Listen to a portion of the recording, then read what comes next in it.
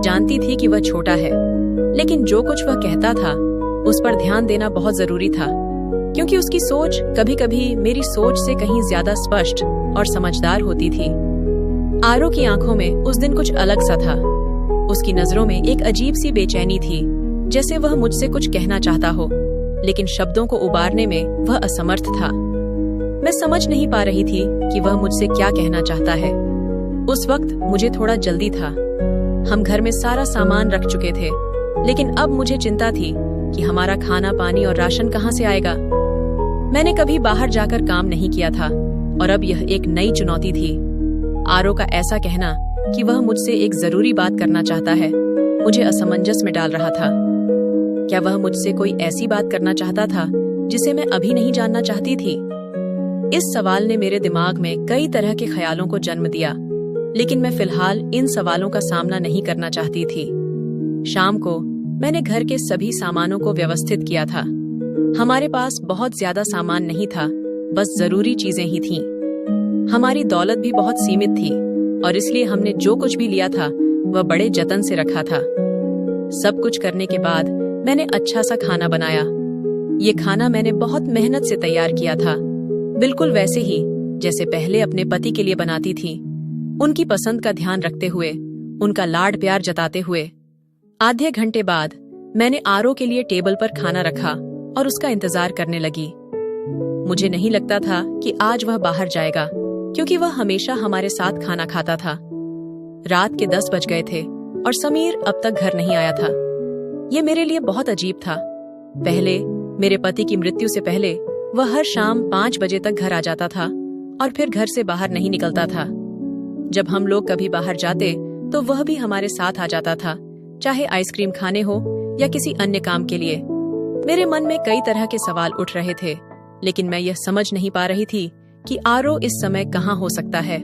रात के 12 बज चुके थे और आरो घर नहीं आया था। मुझे डर लग रहा था, क्योंकि वह अकेले कभी घर से बाहर नहीं जाता था। मैंने उसका इंतजार करना शुरू किया और फिर रात के इस अंधेरे में दरवाजे पर दस्तक हुई। मैंने गुस्से से दरवाजा खोला और जैसे ही मैंने उसे देखा, मेरे अंदर का गुस्सा फट पड़ा। कहाँ चले गए थे तुम, आरो? मैंने कड़क आवाज में पूछा। तुम्हें शर्म नहीं आती? मैं तुम्हारी भाभी तुम्हारा इंतजार कर रही थी। मैंने तुम्हारे लिए खाना बनाया और तुम हो कि बाहर निकल आए। आरो की आंखों में एक अजीब सी बेचैनी थी। वह अपनी जगह पर खड़ा था और मेरी बातों का जवाब नहीं दे रहा था। मैं गुस्से में कह रही थी, तुम ऐसे कहाँ चले जाते हो? तुम्हें बाहर जाने की जरूरत नहीं थी। तुम अपने दोस्तों को यहीं बुला सकते थे। उसने मेरी बातों पर ध्यान नहीं दिया। उसकी नजरें मुझसे कहीं दूर देख रही थीं और फिर उसने बिना किसी हिचकिचाहट के कहा, भाभी, मुझे आपकी कोई बात नहीं सुननी। आप खुद खाना खा लो, मुझे मत टोकिए। वह गुस्से में कमरे की तरफ बढ़ा। उसकी चाल में कुछ था, जैसे वह कोई बड़ा आदमी हो, कोई ऐसा जो अपनी बात से पीछे हटने वाला नहीं था। मैं हैरान थी। वह तो सिर्फ 14 साल का बच्चा था, लेकिन उसके गुस्से में बहुत कुछ था। मैंने मन में सोचा कि शायद कुछ गड़बड़ है और तभी मैंने उसकी कमरे की तरफ कदम बढ़ाए। मैंने दरवाजे पर हल्की सी दस्तक दी और जैसे ही उसने दरवाजा खोला, उसकी आंखों में एक अजीब सी नफरत थी। उसने बिना किसी हिचकिचाहट के कहा, भाभी, मुझे आपसे कुछ बात करनी है। मैं सोच में पड़ गई। क्या बात है आरो? आप मुझसे शादी कर लीजिए, उसने अपनी बात कह दी। अगर आप नहीं करेंगी तो आप काफिर हो जाएंगी। उसकी यह बात सुनकर मेरी आंखें फटी की फटी रह गईं। मैं अचंभित थी। तुम ऐसा सोच भी कैसे सकते हो? मैंने कहा। तुम मुझे सुबह शाम माँ कहते हो, फिर ये क्या बोल रहे हो? आरो की आंखों में गहरी उदासी थी, जैसे उसने यह सोचकर कहा हो कि मैं उसे समझ पाऊंगी। लेकिन मुझे इस वक्त बहुत कुछ समझ में नहीं आ रहा था। उसकी बातें तो बिल्कुल उलझन में डालने वाली थीं। आपके द्वारा भेजे गए स्क्रिप्ट को आरो के नाम और उसकी उम्र 14 साल के हिसाब से भावनात्मक तरीके से बदल कर दिया है। अब क्या हो गया? किसने तुम्हारा दिमाग खराब कर दिया है? इतनी घटिया बात तुमने अपनी जुबान से निकाली। मैं गुस्से से तिल मिला रही थी। वह बिना किसी शर्म के मेरे सामने खड़ा था, हाथ बांधे, मुझे ऐसे देख रहा था जैसे मुझे समझने का पूरा हक उसे हो। उसकी नजरों से मुझे डर लगने लगा था। मैं बोलते बोलते चुप हो गई। बिना कुछ कहे मैं वहीं से वापस मुड़ी और कमरे में आकर बैठ गई। मैंने दरवाजा अच्छे से बंद कर लिया था। दिल में डर और गुस्सा दोनों का मिला जुला एहसास हो रहा था। मैं सोच भी नहीं सकती थी कि आरो ऐसा कर सकता है और मुझसे ऐसी बातें करेगा। मैंने हमेशा उसे अपना छोटा भाई समझा था। यह तो मेरी जिंदगी की सबसे बड़ी खामी थी कि मैंने उसकी मासूमियत को इस हद तक माना था। मेरी औलाद तो अब तक नहीं हुई थी, लेकिन फिर भी आरो के बारे में मैं हमेशा यही सोचती थी कि वह हमेशा मेरे बच्चों जैसा है। मेरे पति ने भी मुझे यही कहा था कि तुमसे ज्यादा उसकी देखभाल और जिम्मेदारी मेरी है। लेकिन अब उसकी इस हरकत से मैं चौंक गई थी। मुझे बहुत तकलीफ हुई क्योंकि मैंने कभी सोचा नहीं था कि वह मेरे लिए ऐसी बातें करेगा। मुझे लगा था कि अब मैं इसे पूरी तरह से नजरअंदाज करूंगी। यह घर मेरे नाम था और अगर आरो ने फिर ऐसी कोई गलती की तो मैं उसे इस घर से बाहर निकाल दूंगी। इस घर को मेरे पति ने बहुत प्यार से बनाया था और मैं उसकी इज्जत करने वाली थी। लेकिन अगर आरो खुद इस इज्जत को तोड़ता है तो वह इस घर में नहीं रह सकता था। मेरी खामोशी अब गुस्से में बदल चुकी थी। सुबह होते ही मैंने आरो के कमरे का दरवाजा जोर जोर से पीटना शुरू कर दिया। फिर मुझे एहसास हुआ कि अब क्या करना चाहिए। मेरे मन में खलबली मच रही थी। मैंने दरवाजा खोला और देखा आरो का कमरा बिल्कुल खाली था। कमरे में कोई नहीं था। आरो कहाँ गया? मेरा दिल जोर जोर से धड़कने लगा। मैंने सोचा, अगर दरवाजा बाहर से बंद है तो इसका मतलब है समीर ने मुझे यहाँ बंद कर दिया है। ये ख्याल मेरे मन में आया और फिर मेरे दिल में नफरत का एक अजीब सा एहसास हुआ। वह 14 साल का लड़का था और उसकी हरकतें इतनी बेतुकी थीं कि मैं हैरान रह गई। मैंने तुरंत यह तय किया कि मुझे मायके जाना चाहिए क्योंकि मुझे घर में अब कुछ ठीक नहीं लग रहा था। लेकिन फिर मुझे याद आया कि मैं अभी इद्दत में हूँ। इस स्थिति में बार बार घर छोड़ना ठीक नहीं था।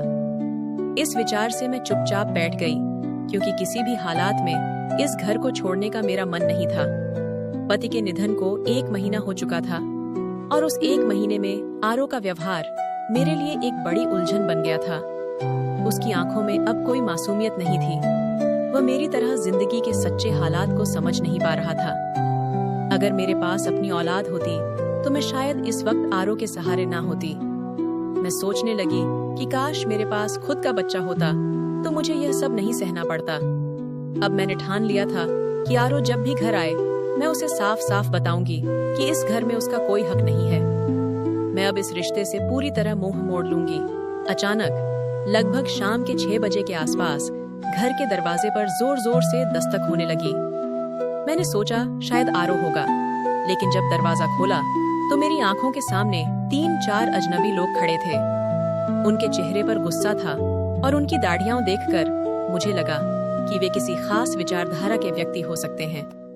उनका आक्रामक रुख देखकर मेरी धड़कन और तेज हो गई। उन्होंने जो कहा वह मुझे बुरी तरह से चौंका गया और मैं यह समझ नहीं पा रही थी कि अब मुझे क्या करना चाहिए। वह शब्द मेरे लिए केवल हैरान करने वाले नहीं थे, बल्कि वे दिल को चीरने वाले थे। उनकी बातें मेरे मन में एक गहरी पीड़ा छोड़ गईं। उन लोगों ने कहा, बीबी तुम अकेले इस घर में रहती हो?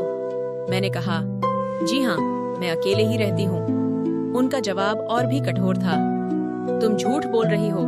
ये औरत अपने 14 साल के देवर के साथ इस घर में अकेले रहती है, अभी भी कहीं छिपा होगा। ये लोग इस मोहल्ले को गंदा कर रहे हैं, इन्हें यहाँ से निकाल देना चाहिए। उनकी बातें सुनकर मेरी हिम्मत टूट गई। मैंने पूछा, क्या किया है हमने? और उनका जवाब और भी कठोर था, क्या किया है? तुमने क्या किया है ये पूछ रही हो? तुम अपने 14 साल के देवर के साथ इस घर में अकेले रहती हो। तुम्हें क्या लगता है तुम्हारा पति मर चुका है? तुम अब बेवा हो तो अपने माँ बाप के घर जाओ। अगर यहाँ रहना है तो शराफत से रहो। हमारे मोहल्ले में ऐसे लोग नहीं रह सकते। उनकी बातें मेरे दिल में चुभ रही थीं, पर मैंने खुद को शांत रखने की कोशिश की। मैं उनसे उलझना नहीं चाहती थी, इसलिए मैंने दरवाजा बंद कर दिया। जब दरवाजा बंद किया तो मेरे अंदर एक गहरी नफरत और गुस्सा उमड़ रहा था। मेरा दिल आरो पर टूट चुका था, क्योंकि मुझे यकीन था कि यही सब कुछ उसने ही किया था। वह जानता था कि लोग मुझे किस नजर से देखेंगे, लेकिन उसने फिर भी अपनी हरकतें जारी रखीं। मैंने अपना सामान समेटना शुरू कर दिया। ये घर, ये मोहल्ला, सब अब मुझे बोझ लगने लगे थे। अब मुझे यहाँ रहना मुश्किल हो रहा था।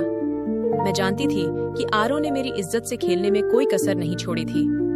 मेरे मन में बस यही विचार घूम रहे थे कि इस समाज में एक अकेली औरत को किस कदर अकेला और कमजोर समझा जाता है। किसी ने भी यह नहीं सोचा कि एक औरत को अपना घर और सम्मान फिर से कैसे हासिल होता है। आंसू मेरे चेहरे से बह रहे थे।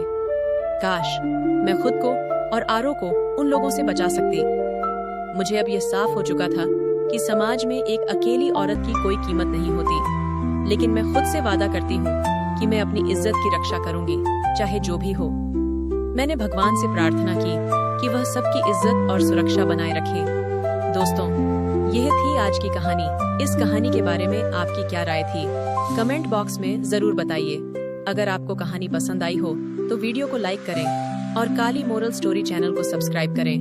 एंड बेल आइकन पर क्लिक करके ऑयल घंटी को प्रेस करें ताकि जब भी वीडियो डाले नोटिफिकेशन सबसे पहले आपको मिले। मिलते हैं एक और दिलचस्प कहानी के साथ में। धन्यवाद।